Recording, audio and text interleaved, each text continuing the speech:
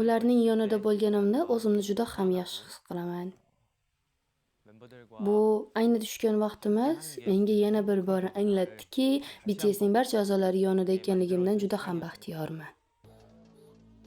Bangtan TV, Telegram va YouTube kanali uchun maxsus dublyaj qilindi. BTS a'zosi Jin Rolling Stone muqovasiga qaytishingiz muborak bo'lsin. Rolling Stone'ga yana qaytganimda juda ham mamnunman. Oxirgi gaplashgan vaqtimizdan buyon juda ko'p ishlarni amalga oshiribsiz, lekin bu ishlaringizdan eng asosiysi Loser qo'shig'ini yaratganingiz bo'ldi. Men qo'shiqni juda yaxshi ko'raman. Xohlasangiz hozirning o'zidayoq aytib berishim mumkin. Iltimos, kechiring. Bu ko'pchilik qo'shiqlardan ancha yaxshi chiqqan rok taronadir. So'nggi paytlarda rok guruhlari yaratayotgan rok qo'shiqlar ichida shunday ekan, shu haqida gapirib bering, shunchaki ajoyib. Ushbu tarona ustida koreyalik ijodkor Cho Yena bilan hamkorlik qildim. Xullas, an'anaviy koreys yosh hisoblash tizimiga ko'ra men 35 yoshdaman. Qo'shiq ustida ishlayotganda unda yoshlik kayfiyatini yaratishga harakat qildim. U sizga yoqqandan juda ham xursandman.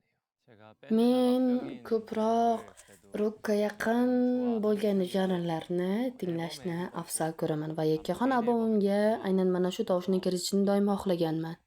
Shuning uchun odatdagidan ko'proq talablar kiritdim. Dastlabki bosqichlarda qo'shiq unchalik baquvvat eshitilmadi. Shuning uchun baqiroq ovozlarni kuchaytirsak-chi kabi narsalarni so'radim. Tovushni o'zgartirsak-chi, xullas juda ko'p o'zgartirishlar kiritdim. 35 yoshda idol bo'lish qanday his beradi? Aytmoqchimanki, juda ham yosh ko'rinasiz va jismoniy holatingiz ham a'lo darajada, ammo buni ich-ichingizdan qanday qabul qilasiz? Bu haqida ko'p o'ylaydiganlardan toifasidanmisiz? Menimcha, bu jismoniy jihatdan doimo katta kuch talab qiladi. Hozirda o'sha harakatlarni bajarish biroz qiyindek tuyulishi bor gap. Bu shunchaki mening zimmamdagi mas'uliyat. Tomoshabinlar uchun men o'zimni eng a'lo darajadagi sport va jismoniy holatda ko'rsatishim kerak. Shuning uchun ham yanada qattiqroq mehnat qilishim kerak. Rostini aytsam, boshqa a'zolarchalik yaxshi harakat qila olmasligimni o'zim ham bilaman. Shuning uchun ham ularga yetib olish uchun mashg'ulotlarga doim vaqtli kelganman yoki kechgacha qolib ketganman va hozir ham xuddi shunday qilaman. Baribir ijro kelishgansizda, ha, chamasi omadim kelgan shekilli. Buni inkor qilib bo'lmaydi albatta. To'g'risi, baribir boshqa a'zolardan ko'ra jozibaliroqman deb hisoblayman. Garchi guruhda hamma juda kelishgan bo'lsa ham, axir guruhda hech bo'lmaganda bitta yo'nalishda eng zo'r bo'lishim kerak-ku. Yana ham jiddiyroq gapiradigan bo'lsak, siz rok guruhi bilan birga turda ishtirok etdingiz. Bu BTS bilan birga ishlashdan mutlaqo farq qiladi, shunday emasmi?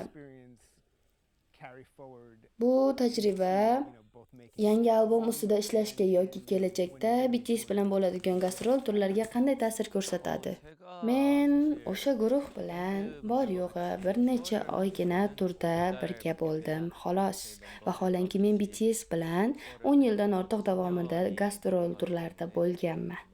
Shuning uchun rok guruh bilan orttirgan tajriba unchalik katta farq qiladi deb o'ylamayman. Biz guruh bo'lib 10 yildan ortiq vaqt davomida birga musobaqalashdik, birga ijod qildik va bir-birimizni so'zsiz tushunadigan darajaga yetdik. O'ylaymanki, biz hech qanday qiyinchiliksiz yana o'sha qadrdon konsert muhitiga va o'zaro hamohanglikka qayta olamiz. Guruh a'zolari gastrol turlariga chiqishni shunchalik qattiq sog'inishgan va xohlashyaptiki, ular hatto tishlariga qo'yib bo'lsa ham harakat qilishmoqda.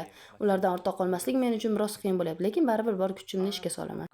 R.E.M. Butter va Permission to Dance taronalaridan keyin BTSning o'ziga xosligi borasidan biroz ikkilanganini va chalg'iganini hamda guruh uchun yangi yo'nalish topish kerak bo'lgani haqida gapirgandi. Siz ham uning fikriga qo'shilasizmi va siz ham xuddi shunday hissiy kechinmalarni boshdan kechirdingizmi? To'g'risi, men bu masalada boshqalarning fikriga unchalik qo'shilmagan edim. Chunki musiqada ma'lum bir natijalarga erishganingiz ko'rinib turadi, shunday emasmi? Shuning uchun ham eng sevimli taronalarimiz bizning asl o'zligimiz deb ishonardim. Lekin hamma ham buni xuddi shunday his qilmagandi. Uzoq davom etgan muhokamalardan so'ng men guruhimiz o'zligi ilgari yaratgan musiqalarimizda ekanligi haqidagi fikrga ishondim. Hozir esa ichimizdagi bor haqiqatni musiqa orqali so'zlash bizning haqiqiy o'zligimiz ekanligiga ishonaman. Endi esa umumiy hisobda bir-biringizdan uzoqda bo'lgan vaqtlaringiz haqida so'ramoqchi edim. Harbiy xizmat bo'lsin yoki yakka faoliyat bo'lsin, har ikkalasi ham guruhdan uzoqda bo'lgan vaqtlarda edi. Mana endi yana guruh bo'lib birga qaytdingiz. Aynan o'sha ayriliq vaqti guruhga bo'lgan qarashlaringizni, jamoadagi o'rningizni hamda guruh bilan birga o'tadigan hayot haqidagi fikrlaringizni qay darajada o'zgartirdi? Men shunchaki guruhimizning qolgan a'zolarini juda ham sog'indim va o'shandan beri harbiy xizmat tufayli bir-birimizni ko'ra olmagan vaqtlarimiz o'rnini to'ldirishni boshladik. Bir yil davomida albom ustida ishlash orqali. Lekin shuni aniq bilamanki, eng qulay va xotirjamsini aynan ular bilan birga bo'lganimda olaman. Bu safargi ayriliq vaqti esa menga yana bir bor shuni anglatdi. Men BTS a'zolarining har biri bilan birga ekanimdan juda ham baxtliman. Eshitishimcha, ushbu albom uchun taxminan 100 ga yaqin qo'shiq yozib olingan ekan. Albomga kirmay qolgan qo'shiqlar orasida ham mualliflik huquqingizga tegishli asarlar talaygina bo'lsa kerak. Ular qanday qo'shiqlar bo'lgani haqida gapirib bera olasizmi?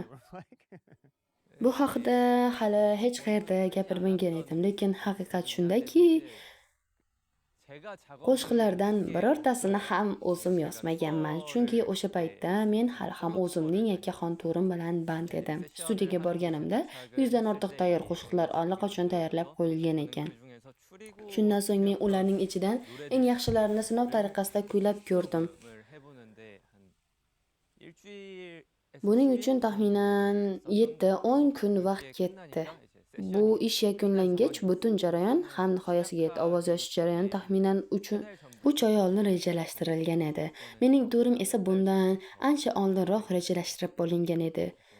Shuning uchun ham vaqt jihatidan to'g'ri kelmay qoldi. Hamma harbiy xizmatda bo'lganida fanatlarimiz zerikib qolishmasmikin deb xavotirlangan edim. Shuning uchun o'sha paytda bor e'tiborim bilan muxlislarimiz qalbiga taskin berishga harakat qilayotgandim. Shu zaylda men band bo'lgan vaqtda barcha qo'shiqlar allaqachon tayyorlab bo'lingan edi. Agar unda sizning muallifligingiz ostidagi yana bir necha qo'shiqlar bo'lganda, albom bundan ajoyib bo'lishi mumkinligi haqida o'ylab qoladi kishi. Ham shunday bo'lganda yaxshiroq bo'lar deb o'ylayman, lekin guruhning boshqa a'zolari buni ajoyib tarzda uddalashdi. Bunisi ham mayli, agar men xudbinlik qilib, faqat o'z qo'shiqlarimni qo'shish uchun butun boshli jarayonni ortga surganimda, ushbu intervyu hozir emas, balki bir necha oydan keyin bo'lib o'tadigan bo'lardi. Unga qadar muxlislar juda ham zerikib qolishmasmidi? To'g'ri, biroz ko'nglim to'lmagan joylari bor. Lekin hayot faqat bugungi kundan iborat emas-ku, oldinda hali kelajak bor va ishonamanki, hali imkoniyatlar juda ham ko'p bo'ladi. Shunday ekan, biroz xafa bo'lsam-da, o'sha vaziyatda bu men qila oladigan eng to'g'ri va eng yaxshi qaror edi. Eng qiziq tomoni shundaki, guruh a'zolari sizning rok musiqangizdan ta'sirlangandek tuyuladi. Garchi u qo'shiqlarni yaratishga o'zingiz bevosita qatnashmagan bo'lsangiz ham siz yaxshi ko'radigan va unumli foydalanadigan o'sha rok elementlari albomga singib ketgandek tuyuladi.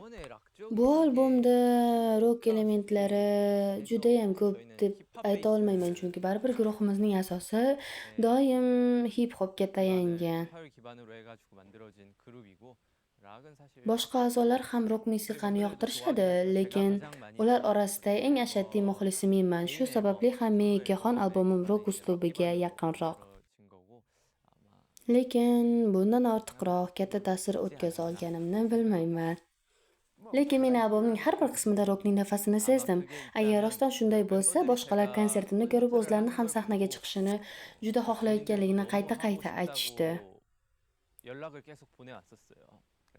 Shunday ekan, agar nimagadir ta'sir qila olgan bo'lsam, bu faqat mening konsertim ularga ilhom bergani bo'lishi mumkin. Ular ham buni astoydil xohlashga undadi va o'ziga xos turtki bo'ldi. Mana shu narsa kichik bir ta'sir ko'rsatgan bo'lishi mumkin. Bir safar Vi konsertimga maxsus mehmon bo'lib kelgandi. U mening chiqishlarimni tomosha qilganda, sahna sog'inchini shunchalar sog'inganini aytdi. Shunda u sahnada ko'z yoshlarini tuta olmay yig'lab yuborgandi. Tarixdagi eng zo'r 5 ta rok guruhini sanab bera olasizmi? Men yaxshi ko'radigan rok guruhlari judayam ko'p. Lekin ularni alohida ajratib ko'rsatish shunchalik to'g'ri bo'lmaydi deb o'ylayman. Shuning uchun o'zimga eng yaqin bo'lgan va eng ko'p havas qiladigan guruhni aytaman. Men Coldplay guruhini, yigitlarini juda yaxshi ko'raman. Ularning musiqasi qalbimning jo'shqinlikka to'ldiradi. Ikkinchi o'rindagisini ham ayting-da. Yo'q, ayta olmayman. Unda eng yaxshi ko'rgan rok qo'shig'ingiz qaysi? Bu savolga ham javobim o'sha Coldplay guruhining Viva la Vida qo'shig'i men uchun eng birinchisi. To'g'risini aytsam, ularning konsertida 2 marta mehmon bo'lganman. o'zim sahnaga ancha kechroq chiqishim kerak bo'lsa ham, aynan shu qo'shiqni jonli ijroda ko'rishni juda xohlagandim. Sahnani ortida yolg'iz o'zim shu qo'shiqqa tinmay sakrab raqsga tushganlarim hali ham esimda. O'sha chiqishni tomosha qilganimda yuragim qanchalar tez urib ketgani hozir ham esimda. Unda odamni larzaga keltiradigan judayam kuchli hissiyat bor deb o'ylayman. Shuning uchun ilk yolg'on albomim ustida ishlayotganimda aynan shu his-tuyg'ular haqida ko'p o'yladim. To'g'ri aytasiz, Coldplay ham, U2 guruhlari ham aynan mana shunday hissiyot bera oladi. Xuddi ichingizda nimadir jo'shib to'lqinlanib ketayotgandek tuyuladi-ya. Ya'ni ham musiqiy, ham emotsional jihatdan portlash beradigan o'sha o'zgacha his, shunday emasmi? Uncha ishonchim komil emas, chunki men hayotimda uncha ko'p konsertlarga bormaganman. O'zimiz juda ham ko'p konsert bergan bo'lsak ham boshqalarniki tomoshabin sifatida ko'rishga imkon kam bo'lgan, lekin aynan o'sha sahna, albatta boshqa ajoyib va juda mashhur qo'shiqlar ham ko'p, buni inkor etmayman. Lekin aynan o'sha tarona men uchun butunlay boshqacha va o'zgacha ahamiyatga ega. Guruhning eng kattasi bo'lish baribir zimmangizga o'ziga xos katta mas'uliyat yukladi, shunday emasmi? Sizdan qandaydir donolik, hayotiy tajriba kutishadi, chunki hamma narsani birinchi bo'lib boshdan kechirdingiz. Hatto harbiy xizmatga ham birinchi bo'lib borib keldingiz. Guruhda eng katta a'zo bo'lishning qanday ijobiy va salbiy tomonlari bor? Men guruhda eng kattasiman, lekin yigitlar menga nisbatan unchalik yosh katta odamlardek munosabatda bo'lishmaydi. Buni aytish g'alati eshitilmayaptimi? Menimcha ular meni o'zlaridan katta deb o'ylashmaydi. O'zim ham o'zimni kattalardek tutmayman. Lekin menga xuddi yaqin do'stlardek samimiy munosabatda bo'lib, shunchaki aka deb chaqirishsa va yonimda o'zlarini mutlaqo erkin his qilishsa, aynan mana shu narsa menga ko'proq yoqadi. Bunisining teskarisi esa ba'zida haddan tashqari erkalashib ketishsa unchalik yoqmaydi shekilli. Masal uchun hazillashib orqamga urib qo'yishganda mana shu qismini eng yoqtirmaydigan odatim degan bo'lar edi. Aslida 35 yosh juda ham yosh bosqich. Buni o'zim ham bilaman. Lekin bir narsani anglab yetdimki, 25 yosh bilan 35 yosh o'rtasida baribir juda katta farq bor ekan. Bunisi ham mayli, siz guruhda hamisha hamma narsani birinchi bo'lib o'z bo'yniga oladigan insonsiz. Mutlaqo haqsiz. Guruhimiz a'zolaridan biri bir safar menga nima deganini aytib beray. U, "Jin aka, agar qiynalayotgan bo'lsangiz ko'proq harakat qilib buni yengib o'tishingiz kerak" degan edi. Vaholanki u mendan chamasi 2-3 yosh kichik yigit. Oradan 2-3 yil o'tib u yonimga keldi-da shunday dedi: "Iye, bu yoshda o'zingizni bunchalik yomon his qilishingizni sira o'ylamagandim. Hech narsani bilmas ekanman." Siz qatnashgan teleko'rsatuvlar ham katta muvaffaqiyat qozondi. Hamma ularni juda yaxshi ko'rib tomosha qildi. Shundan kelib chiqib kelajakda yana nimalar qila olishingiz haqida o'ylab ko'rdingizmi? Men doim bir narsa haqida o'ylayman. Agar guruh bilan birga bo'lmasam, buni davom ettirishdan hech qanday ma'no yo'q. Menimcha, yakkaxon karyera men uchun u qadar muhim ahamiyatga ega emas. Agar biron bir ishga qo'l ursam ham, buni faqat muxlislar zerikib qolmasligi uchun guruh ichida qandaydir yangilik qilib turish maqsadidangina qilaman. Aktyorlik yoki shunga o'xshash boshqa sohalarga esa menda umuman qiziqish yo'q. Demak, u sohadagi rejalardan butunlay voz kechibsiz-da, shundaymi? Axir bu mavzu har doim shunchaki noaniq edi. To'g'risini aytsam, bu ehtimol haqida yillardan beri umuman o'ylamay qo'yganman. Menimcha, buning uchun to'g'ri vaqt kelmadi deb hisoblagan bo'lsam kerak. Lekin ishonchim komilki, hali uzoq vaqtgacha buning mutlaqo mavridi bo'lmaydi. Kelgusi 5 yil ichida eng katta shaxsiy maqsadingiz nima? Mening eng katta orzuyim BTS bilan birga jahon turnesiga chiqish bo'lib kelgan. Hamma dunyoning har bir chekkasidagi imkon qadar ko'proq muxlislarimiz bilan diydor ko'rishish. Lekin ilk bor turnir rejalarini qo'lga olganimizda, unda shahar va bekatlar uncha ko'p emas edi va u bor yo'g'i 3-4 oycha davom etdi. Men esa modomiki qaytgan ekanmiz, axir shuncha odamga va'da berganmiz-ku dedim. Borib ular bilan ko'rishamiz degandek, bunday qisqa turnir esa va'damizni buzishdek tuyulyapti. Yakuniy turnirimiz shunday qisqa davom etgan. Xullas, yakuniy turnir jadvali mana shunday tarzda yuzaga keldi. Natijada 4 oylik turnirni 1 yildan ortiqroq davom etadigan darajada uzaytirishga muvaffaq bo'ldik. Katta rahmat, uchrashganimdan juda ham mamnunman. Rahmat.